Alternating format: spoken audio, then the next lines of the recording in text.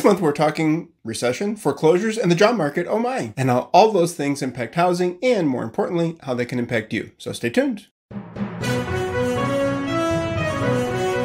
Welcome to another local market update with Rick Batista.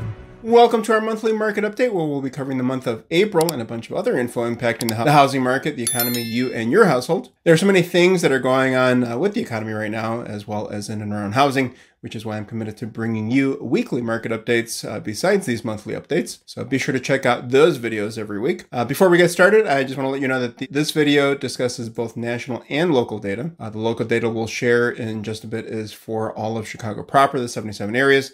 And although we do service all of Chicagoland, including the Burbs, later in the video, we'll only be diving into the city's data. And if you're watching on YouTube and tuned in because you want to find out about a specific area, in the subject line of this video, you should be able to see the chapters in the caption down below to easily jump ahead to the specific segment with the hyper-local data. So let's get started with some fun facts, and we'll share some other info and slides and insights with you before covering the numbers. Fun facts, market time.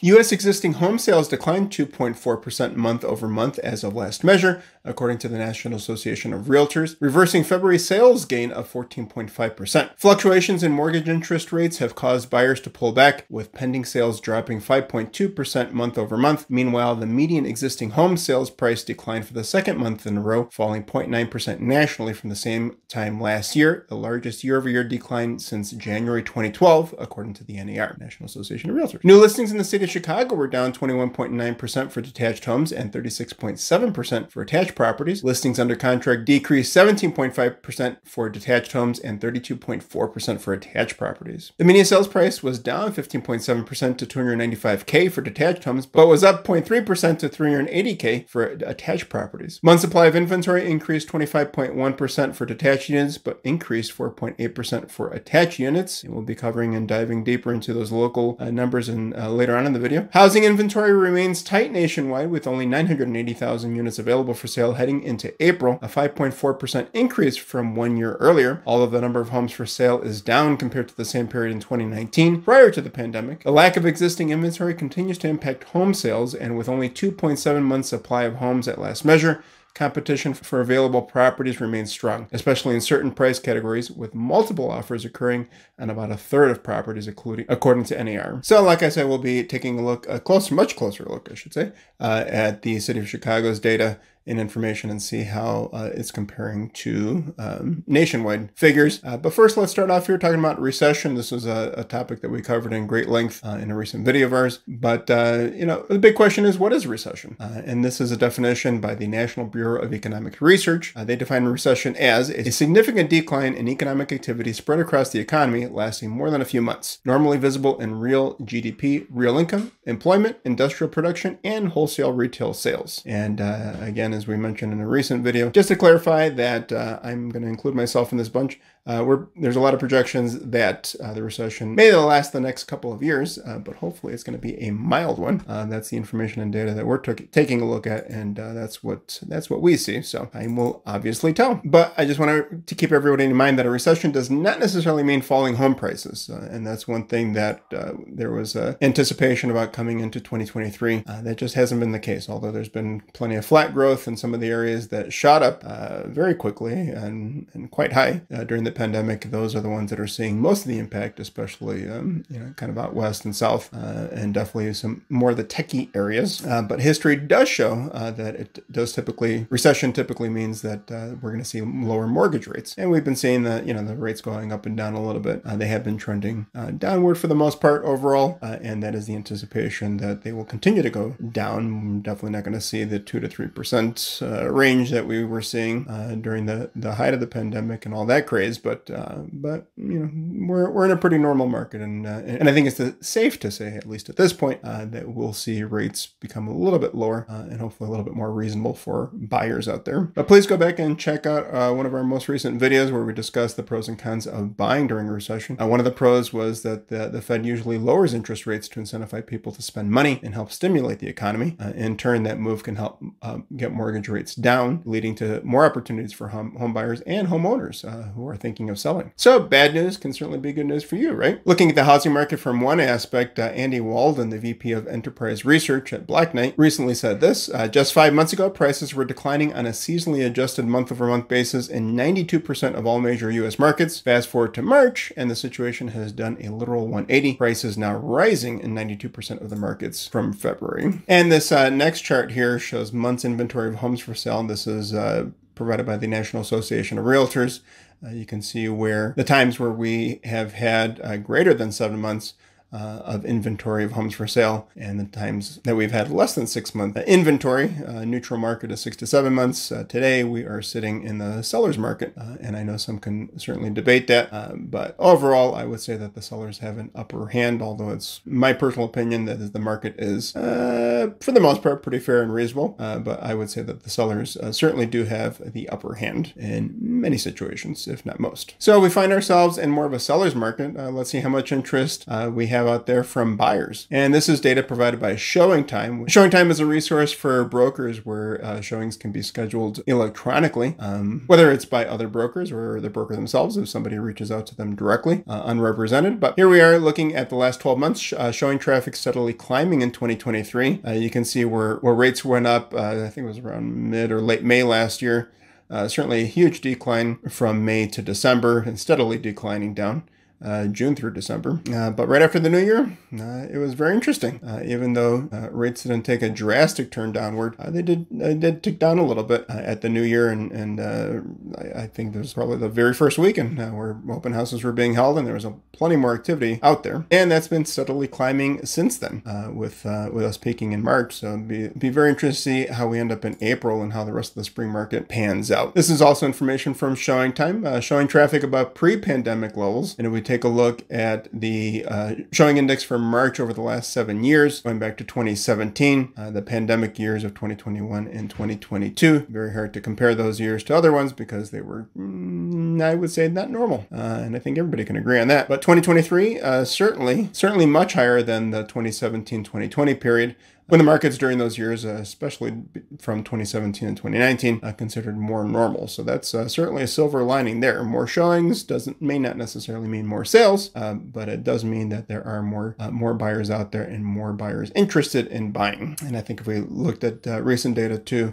you can certainly look it up. It's public information, and you can look at different resources. But I'm pretty positive that the amount of mortgage applications has certainly been increasing as well, especially once the rates started going down below 7. And again, information provided by ShowingTime. Affordable markets remain attractive to home buyers in the Northeast and the Midwest, leading the traffic in showings here. And as I stated a few minutes ago, the West and the South certainly saw a bigger hit than the Midwest and the Northeast when it came to mortgage rates going up and changes in home prices and stuff as we entered into the fall of last year, through the winter and so far this year. So the South and the West can boast nicer weather, especially in the winter times, but sometimes slow and steady wins the race. So far so good for the Midwest and the Northeast. And looking at all those slides there, I think it's safe to say that buyers are coming to terms with the mortgage rates that we have today. And when people ask me, where should I be buying right now? Essentially, it's wherever there's a house. And that certainly is an answer that's meant more for someone who is looking to buy and hold,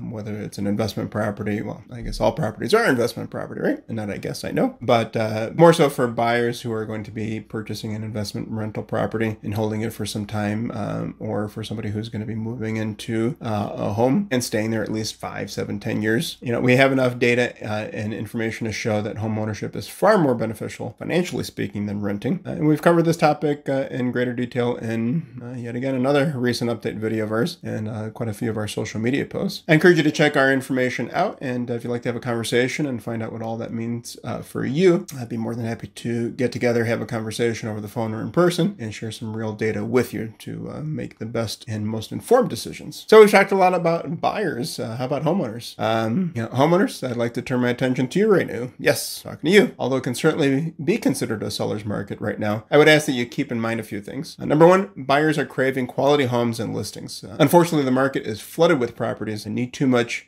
for their price tag, properties that have been neglected for some time. We really don't need any more of those properties. We've seen them, and they're sitting on the market. If they're not sitting on the market, chances are the seller finally accepted a much lower price than what they thought they were going to take, and/or the price that their broker told them that they would probably sell it for. Number two, be practical and realistic with your property's condition and current state. If I may suggest, look around your property through a buyer's eyes, then ask yourself how much you'd expect to pay for what you see. And keep in mind that you have the benefit of knowing your house like no buyer can, even if they do bring an inspector through. Yes, buyers are out there looking and desperately wanting quality homes. At the very least, buyers are looking to purchase for a fair and reasonable price. You get what you pay for. And yes, of course, you, the seller, are looking to get as much as possible, but times are still tough. Although rates are fairly normal, they're considerably higher than what we've been accustomed to over the last few years. So many things have impacted the economy and every household's budget. But how does this impact you the most? Why should you care? Because although data shows that things are improving, buyers' affordability are still greatly impacted. And I don't know about you, but I think sometimes as a society and as a species, we should be looking at the big picture.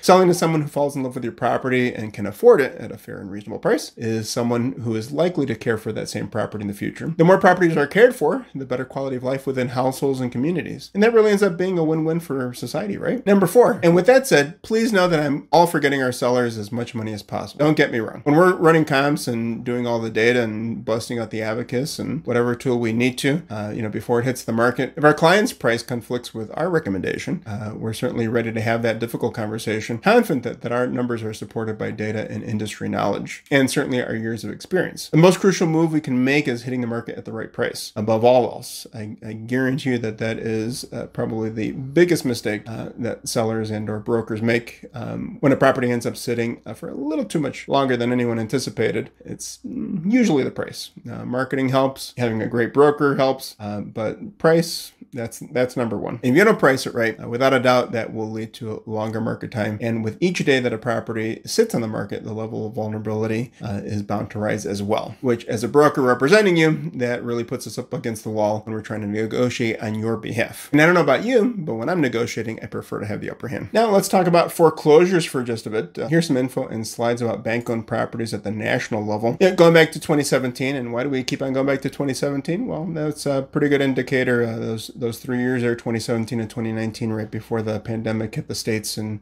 March of 2020. Those were, again, normal years. But the average in those 3 years was 598,118 properties with foreclosure filings. And last year, we were at 324,273, which is short by nearly 274,000. So although you can hear all the headlines and read all the headlines you want about foreclosures going up, yes, we had a moratorium during the pandemic. We're going to virtually zero to anything. It's going to sound like a huge jump. But to put things in perspective, much less than the average, and certainly much less than the average good enough. This other chart here, looking back to Q1 of 2005 through Q1 of this year, you can see where foreclosures picked up right after the bubble burst there in 2008, and certainly going up because we've talked about that, how things really started happening in 2006 with all the funny finances and lending opportunities out there. But that just gives you a chart overall of U.S. properties with foreclosure filings. It certainly has gone up since the pandemic years, but still pretty darn low compared to previous years. And just to recap on a national level, I'm going to cover the local data in just a second. U.S. foreclosure activity continued to climb in the first quarter of this year. Nearly 96,000 U.S. properties with foreclosure filings during the first quarter of 2023, and a total of over 65,000 U.S. properties where they had the foreclosure process started against them. What does that come down to statistically speaking? 1 in every 1,459 housing units had a foreclosure filing in the first quarter of 2023. And lenders ended up repossessing 12,518 U.S. properties through foreclosure REO in the first quarter of this year. And it's always unfortunate when somebody is going through a foreclosure process or even a short sale, but that's just a fact of life when it comes to housing. Some people just fall into tough times that they can't get out of. And there are things that can be done prior to that happening, but just like with so many other things in life, you need to go and seek help. And and certainly is either speaking with an experienced realtor, broker, or an attorney, or perhaps even an accountant, might be able to help you with looking at things from a financial perspective. But please speak with a professional, and you can always reach out to us. That is, again, one of the more unfortunate situations that we have to handle, but we are pretty darn good with handling and making a very stressful situation a lot less stressful. And looking at the lender mediated report for April 2023, rather than covering that later, I wanted to cover that now. And just to clarify, lender mediated properties are those that are marked as foreclosed, REO, pre-foreclosure or short sale in the MLS. And this information is covering Chicago proper through the Chicago Association of Realtors, I should say. The share of closed sales that were lender mediated in April was 3.3%. And if we look back all the way back to September of last year, September, October, November, and December were less than 3%. And then this year we started to jump over the 3, and even in January hitting the 4% mark. But April being pretty consistent with March, and both months being less than February's 3.9%. Last thing I'll say about that is very difficult situation for anybody going through it. Typically, a lot of people wait too long to try and resolve the problem. Please, I'm asking you, if you are in that situation, or if you know somebody who is, or suspect somebody who is, please be encouraged to speak with somebody. We are always here to help you, and it's either a situation we can help you get out of in some way, shape, or form. The last topic I'd like to talk about is the job market, because what's been driving the solid home buying interest this spring? Well, one of those things is certainly the job market. And when people are working, circumstances improve for individuals, households, communities, and housing. If only these internet hackers can go and get a job and leave our social media accounts alone, maybe we can bring that unemployment rate even lower. Looking at recent data, the job market continues to grow, with 253,000 new jobs that were produced in April, and certainly stronger than expected, much higher than 165,000 that we saw in March of last year. And we look across the board, the majority of industries expanded, with the top sectors being private education and health services, professional and business services, government and financial activities. And pretty much every sector increased except wholesale trade. They dipped down a little bit, but by 2.2%. Good news. And this next chart shows the unemployment rate going back to 2020, the start of 2020. And there's actually a dotted line across the chart, the middle of the chart, showing the average unemployment rate from 1948 to 2023 of 5.7%. But this is excellent news. As of April 1st, 2023, unemployment is actually down to 3.4%, which that is the lowest level since May of 1969. Again, seasonally adjusted, as they often do with these charts. But overall, that should be pretty good news. And this next chart shows that hourly wages grew to $33 per hour. This is showing April 2023 hourly earnings outpacing historical averages. Now, the bottom line is that the spring market is outpacing expectations. Increased wages seem to be helping make up for some of the pressure households have been feeling from inflation and the higher living costs we've been experiencing the last few years. With the job market still growing, demand for homes is stronger than expected this spring market. And even with fewer listings hitting the market and inventory being unable to keep up with demand, the spring market is very active. Now that we've covered all of that information, it's time to wake up! This information and data is provided by the Chicago Association of Realtors. It is for residential activity only and current as of May 14th, 2023 for the month of April 2023. And for the purpose of this video, we will be only discussing detached single-family homes, not attached. Even though this report does have that information, we'd be more than happy to share that with you. But first, looking at overall numbers for all properties, new listings down by 31.7%, closed sales down by 37.1%, and inventory of homes down by 23.9%. Going back to the detached market, new listings, we wrapped up the month of April 2023 with 1,352 new single-family detached homes hitting the market, down by nearly 22% year over year, and that's covering April to April. Next category, covering the year to date through April, we wrapped up with 5,249 new listings, down by just over 14% year over year. Closed sales, 724 last month, down by nearly 31%, comparing both Aprils, with year to date numbers being 2,461, down by nearly 30% year over year. Under contract, we wrapped up the month of April with 884 detached single family homes, down by 17.5% compared to the April prior, and year to date 3,132, down by 21.4% year over year. Median sales price, $295K, down by 15.7% comparing both Aprils, and year to date $289K, down by nearly 7% year over year. And please keep in mind that median sales price is not the average sales price. That is the price that's smack dab in the middle. Highest equal number of homes sold for more than and less than that amount. And 295,000 is definitely not representative of all the neighborhoods in Chicago, or all the areas, I should say, but that is throughout Chicago proper, all the 77 areas. Average sale price was $411,893 compared to March of 2022, where it was $518,962. Big difference there, down by 20.6%. And year to date, a little closer, $415,265 was the average sales price through April, down by just under 11% year over year. And very interesting figure that I've been covering the last, I would say maybe the last 5 or 6 monthly market updates. Average list price, $523,877 last month, pretty much in line with April 2022, up by 1.5%. So a lot of positive sellers and brokers out there. But through April 2023, $498,210, which was down 3.4% year over year. Percent of original list price received, 96.6%, down by 2.7% compared to April 2022, and 95.8% year to date, down by 2.3% year over year. Average market time was 80 days for a detached single family home in Chicago, up by 43.8% compared to the April prior. Ouch, and not that much better. 82 versus 59 with an increase of 38.4% year over year. In inventory of homes for sale, we wrapped up the month with 2,083 detached single family homes on the market, down by 3.4% compared to April of 2022.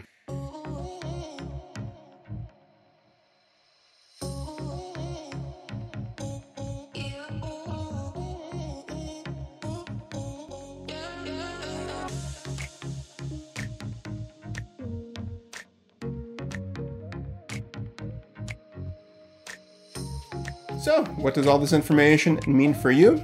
Heck if I know. All depends on what's going on in your life and your household. Let's start a conversation and see how we can help you make the most informed decisions. If you'd like copies of any reports or slides we shared with you today, feel free to reach out. You can call, text, or email. My contact information is below. And remember, love and money may come and go, but time is something we never get back. So I thank and appreciate you for spending some of your time with me today. If you want to stay on top of the market with us, be sure to subscribe and hit the notification button. Take care of yourselves and each other. I'll catch you next time.